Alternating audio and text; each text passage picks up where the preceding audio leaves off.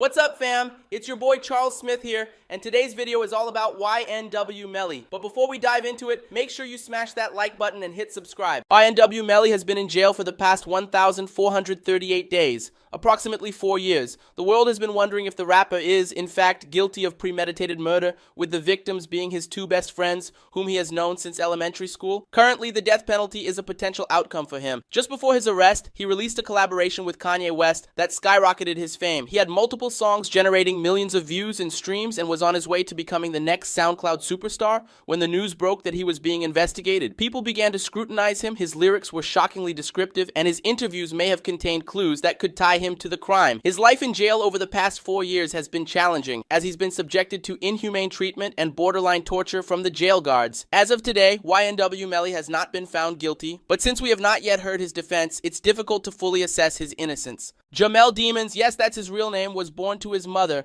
Jaime Demons King, when she was just 14 years old. The teenager and her mother raised the boy at the Orangewood Park Apartments in Gifford, Florida. In kindergarten, Jamel met his first friend, Christopher Thomas, who we now know as YNW Juvie. So then when I walk in the kindergarten room, I see him, then he just started smiling and dancing, so it just made me happy. Now I want to be here. Since his mother was so young, they moved around to various projects up and down Eastern Florida. He still doesn't know who his father is. Jaime says her son was a great kid, quiet, smiley, and loved to sing and dance, but Melly admits he had a dark side, one that he discovered when he was just 9 years old. I had a little couch with a whole bunch of toys and shit under it, and like I seen a toy gun. I was just playing with that bitch, like pew pew. Then Melly discovers his uncle's real gun. When I rolled, I hit my head under the couch. When I hit my head under the couch, I stayed up for a little bit. I seen some shit shining. It was a 22 revolver, a real gun. I'm a kid though, so I just walk out the house and I shot that bitch. And I couldn't hear out my ear for like a week. But then I was like, damn, this a real gun, you know what I'm saying? If you up that bitch at a nigga and bust his ass, that's his soul in that. Like, it's death in this motherfucker, you know what I'm saying? All I gotta do is up this motherfucker in your ass, just you disappear, bitch. Real shit, bro. I like how them bitches look, for real. I'm in love with them bitches. Before Melly was 10 years old, he was infatuated with the power of having a weapon. In 7th grade, he brought a very large knife to school and threatened to harm himself and another girl. It's pretty clear this young man was deeply disturbed at a young age. Shifting his focus towards music was productive for him. In 8th grade, he recorded his first song. They good be tripping, but never be body. You keep talking all this shit and I'm a happy rockin' party. You's a punk. In 2015, YNW was formed. Jamel went by Melly, Christopher went by Juvie, and Anthony Williams went by Chaser. The rap crew started releasing music consistently on SoundCloud in mid-2015 and quickly gained support from their classmates. But at the start of 10th grade, Melly caught his first case for firing a weapon at 3 upperclassmen in a school zone. Demons was charged with 3 counts of aggravated assault with a deadly weapon and 1 count of discharging a firearm in public. This got him expelled from school and locked up for 1 year at age 16. It was during this time that Melly decided to take his music career very seriously, so he got to work. I just hope sometime I'll be home soon. It won't be long, I promise. I will be okay. Clearly, Melly had a gift. He has a very unique, raspy yet deep cadence and naturally knows how to control his pitch. He spent his days behind bars writing love songs and murder ballads. Girl, you know I love it when I'm next to you. Riding through the 772. When he was released around October of 2016, Melly released his track 772 Love, which gained a lot of local support and some online buzz. He then previewed another track that he had written behind bars, a song that would end up changing his life. I ain't getting to roll no weed. I ain't getting to roll no switches. I was locked up on Christmas. I ain't get to see my niggas. Melly knew that his track Murder on My Mind was going to be a big one. He eventually recorded the song on a whole new beat with a faster tempo and released it in March of 2017. This is where Melly started taking his social media presence very seriously, focusing on Twitter, Instagram, and YouTube. Since he was on parole from his previous sentence, the judge actually used this song as a violation of his parole because of its detailed lyrics of Melly fantasizing about murdering people, and and thus he got locked up again. Using song lyrics to incriminate someone is illegal in some states, and a lot of people argue that it's just art, which is definitely true. However, Melly, even outside of his music, has made multiple questionable statements that are too dark to ignore. It was during this second confinement that he really started to generate a following. It's unclear how much time he spent locked up, but he was now 17 years old. Around October of 2017, his team was promoting a number free YNW Melly campaign. His family and friends even produced and filmed an entire music video for his song 772 Love, which now has over 40 million views on YouTube. Upon his release in March of 2018, he was starting to explode. He immediately dropped a mixtape titled Melly the Menace and did a number of live performances in Florida.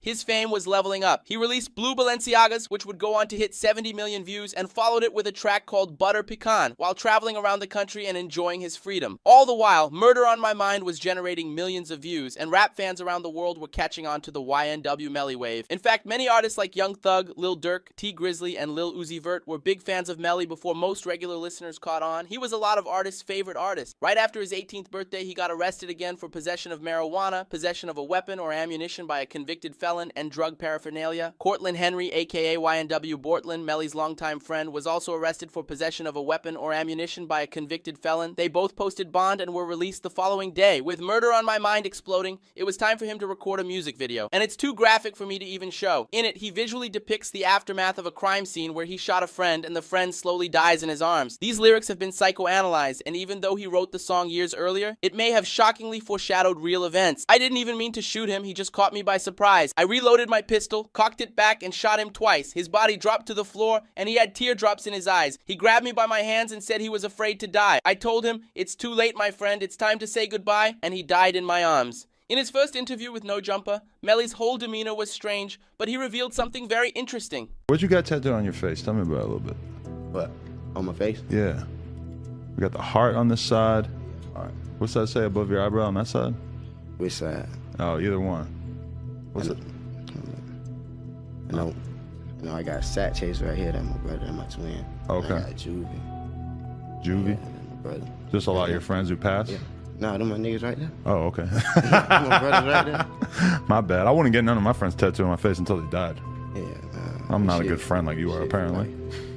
So, Melly has his two best friends' names tattooed on his face. These types of tattoos are usually to commemorate lost loved ones, but in this case, they were alive and well, at least for now. As Melly was finishing up his album, We All Shine, one of Kanye West's writers, Sahi the Prince, showed Kanye Melly's music. Kanye was impressed and flew him out to LA to work on new tracks. When Melly got there, they had a pretty funny first meeting. In a pickle in his refrigerator. When I turned around, all I heard was, "Who pickled them is?" Then I was like, "Oh shit, that's Kanye, what the fuck?" Then he was like, "Hell yeah, how long the pickles been in there?" I'm like, "I don't know." I smashed that bitch. Then he came and he was like, "Nah, I'm not gonna touch those." So, Melly, his manager 100K Track, and Kanye were in the studio for 2 hours listening to music. Finally, Kanye asked Melly to play some of his own songs, and this is what happened next. And we play Mixed Personalities, and he goes crazy. He's like, "Bruh, this is me, this is Ye, this is Kanye, this is Yeezy, this is me." And he's like, I'm like, damn. So me and Melly looking at each other like, damn, he fucking it. He like, "Bruh, I want to jump on this. This is me, this right. is Yeezy. He said, "I want to jump on this." But then after I told him no, he was like, "Damn, why?" I was like, "Because we about to drop it, we're in the process."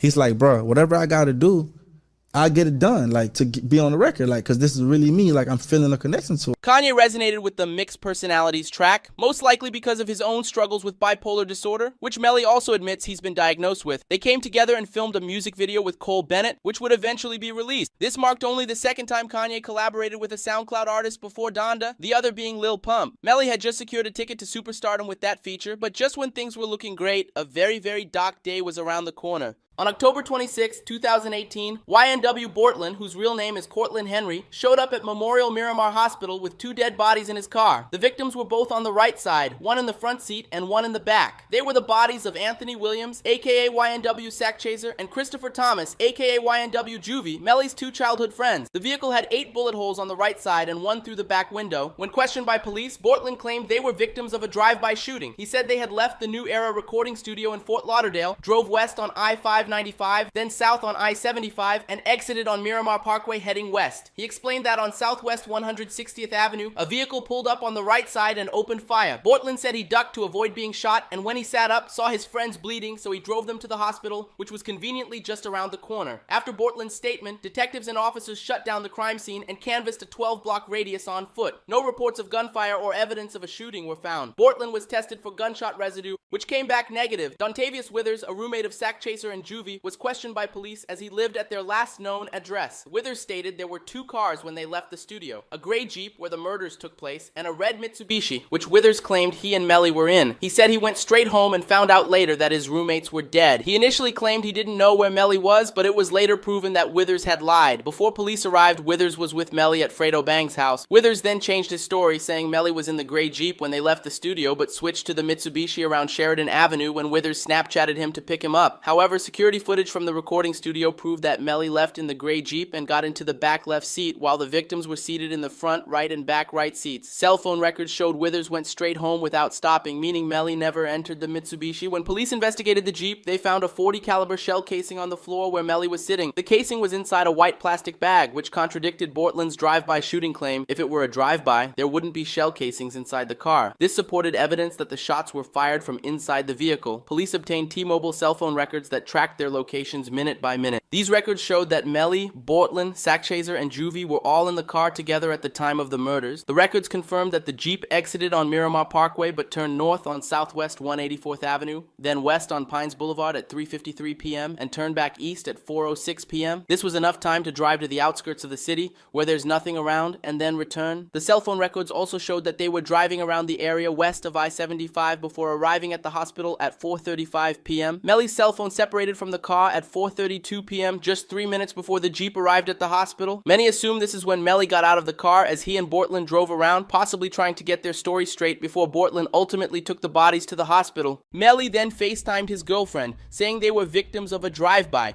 and that he needed to be picked up, which confirmed he was at the scene of the crime. The police realized there were a lot of conflicting statements from witnesses and even some outright lies, so they knew they needed to conduct the investigation immediately. The next day, when the news broke, YNW Melly took to Instagram and Facebook to publicly grieve, claiming, "They took my brothers from me over jealousy." Melly continued with his career as usual, releasing a documentary on his YouTube channel on December 4th, which featured Sack Chaser and Juvie, and shared a bit about how close they were growing up. The documentary also included a section that highlighted Melly's obsession with guns. At the end, it was noted that 4 days after the completion of the film, YNW Melly and his friends were targeted in a drive-by shooting. Shortly after, Genius released a video of Melly explaining the lyrics to his hit song Murder on My Mind, where he described his fascination with guns and clarified that he isn't a human murderer.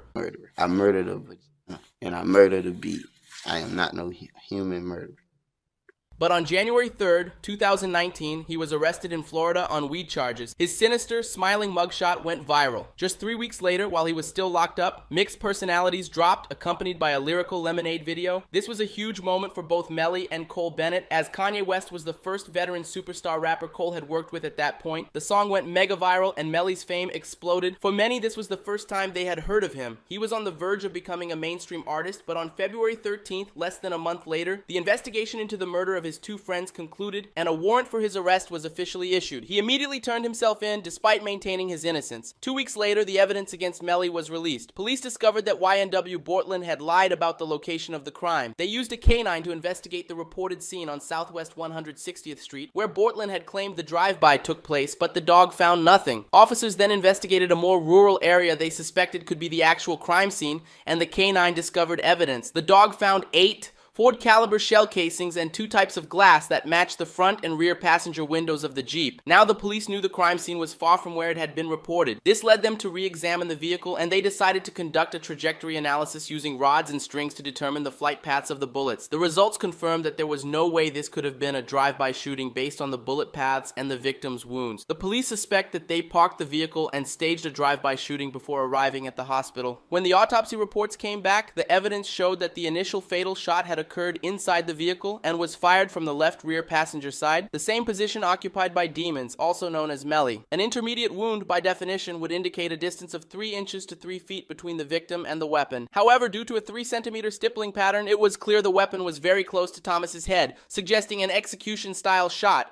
Gunshot wounds to Thomas's back also indicated these wounds were inflicted after he had already been shot in the head, as the bullets entered his back while he was leaning to the left. Autopsy evidence further revealed that the wounds to both victims' heads followed a left-to-right trajectory, contradicting Henry's statements and not supporting the claim of a drive-by shooting from the right side of the vehicle. Essentially, the police believe that Melly shot both of his friends point blank, and they then drove around trying to concoct a story before staging the drive-by to make it seem more convincing. Given the overwhelming evidence, the police have built a strong case against Melly, especially considering his music, which often glorifies guns, murder, and his alter ego, Melvin, who is described as reckless, unpredictable, and willing to kill. Because of Melly's music, which often talks about guns, murder, and his admission of having another personality, Melvin, who is described as reckless, unpredictable, and willing to kill, he hasn't exactly made himself seem like the most innocent person. Most of his fans claim that it's just art. It's common for rappers to make songs that glorify violence, gang activity, and all kinds of heinous crimes. This is all just for entertainment. According to them, Melly is actually a good person. When it comes to music, it's difficult to accuse someone of real-life crimes based solely on their lyrics. However, I think we can all agree that some of his interviews and candid remarks about his alter ego, Melvin, make him look very suspicious. Plus, surely no one would kill their best friends, right? Well, there's absolutely no evidence that suggests Melly had any bad blood with Juvie, someone he had known since kindergarten. But with Sack Chaser, there's some suspicion. A video surfaced online showing Melly's mother making some interesting claims. Don't ever try to come for me, because I don't even play them type of games. Like, what the fuck you got that I ain't got? Oh, you threaten me with your little gun? Bitch, I got big guns. She said that Sack Chaser had threatened her with a gun, and also claimed she had bigger guns. She even appeared in one of Melly's videos holding a Draco, which suggests she might have been involved in a more dangerous lifestyle than most mothers. Or maybe she was just being emotional on camera. Either way, her statements may have given the judge a reason to believe there was tension between Melly's mom and Sack Chaser, and that Melly might have been inclined to defend his mother. Aside from that, there isn't any strong evidence of Melly having intent to kill his friends, which is crucial since they are trying to accuse him of premeditated murder. There are tons of rumors with very little, or no, evidence at all. Rumors that Sack Chaser was supposed to receive $200,000 when Melly signed, but Melly didn't want to pay him. Rumors that Sack Chaser and Melly had a fight once, and Sack Chaser knocked him out. Even rumors that Melly and Sack Chaser were in an intimate relationship, and jealousy played a role. There's also an alleged video of Melly admitting to the murders, but it was just him singing Kevin Gates lyrics. Additionally, there's a message he allegedly sent to a random Instagram account the night of the murder saying, "I did that," but no context was provided. However, all of these are just rumors with minimal evidence. The prosecutors seem to have an extremely weak case. They don't have a confirmed murder weapon or clear intent. To charge someone with first-degree premeditated murder and seek the death penalty, they need a much stronger case. Also, keep in mind that we have no idea what Melly's defense will be. 4 years have passed and we have only heard one side of the story. Since Melly has been locked up, his life has been rough. He pled not guilty in March 2019. The following month, it was announced that the state would seek the death penalty. In June, he announced that he would be coming home soon and was seen smiling in court. His third studio album, Melly vs. Melvin, was released while he was locked up. It eventually went gold and spent 31 weeks on the Billboard 200 chart. Then, in March 2020, he was seen smiling in court again. The following month, he tested positive for COVID-19 and filed a motion for a restricted release, citing concerns that jails were not equipped to handle the virus. He asked for support and prayers. Despite his health issues, Melly was allegedly involved in several fights with inmates and guards, leading to a loss of privileges and 70 days in solitary confinement. YNW Bortland, meanwhile, was granted house arrest, which is extremely uncommon for someone facing charges of this severity. Melly's team released another project in 2021, Just a Matter of Slime, which had an impressive list of features in an effort to maintain the support of his audience. However, his physical condition worsened when it was reported that he had an abscess in his lower jaw, a chronic infection caused by his diamond implants. He was denied dentist visits, a regular toothbrush, or floss, as they could be used as weapons. Some people speculated that the jail was trying to torture and break him down while he awaited trial. In March 2022, Melly filed for a speedy trial, and it was granted, but the trial was delayed again and ultimately postponed indefinitely in May 2022 after his own defense rescinded the speedy trial motion. Later, there was a report that an inmate snitched on him, claiming he had shanks and pipe bombs in his cell and was planning an escape. However, when investigated, nothing was found. Weapons were discovered in a nearby inmate's cell, but it seemed like they were trying to pin the blame on Melly. By the end of 2022, Melly made multiple long posts on Instagram, pleading for help and naming specific officers who were allegedly abusing their power, mistreating him, revoking his phone access, only letting him out of his cell for 1 hour a day, watching his every move, threatening to beat him, and cutting off all communication with his family. These posts highlighted the inhumane treatment YNW Melly claims to be facing while in jail. Keep in mind, he hasn't been found guilty of anything anything, so this treatment seems excessive. Heading into 2023, we still don't have a trial date. After 4 years, Melly has been behind bars waiting to learn his fate. Prosecutors have over 600 pages of DNA and ballistic evidence, conflicting witness statements, and some of Melly's suspicious remarks on social media, but they don't have a murder weapon, clear intent, or anyone willing to testify against him. If Melly did commit the crime, it would go down as one of the most heinous acts in rap history. But for now, we don't know what his defense will reveal. As of now, he remains innocent until proven guilty.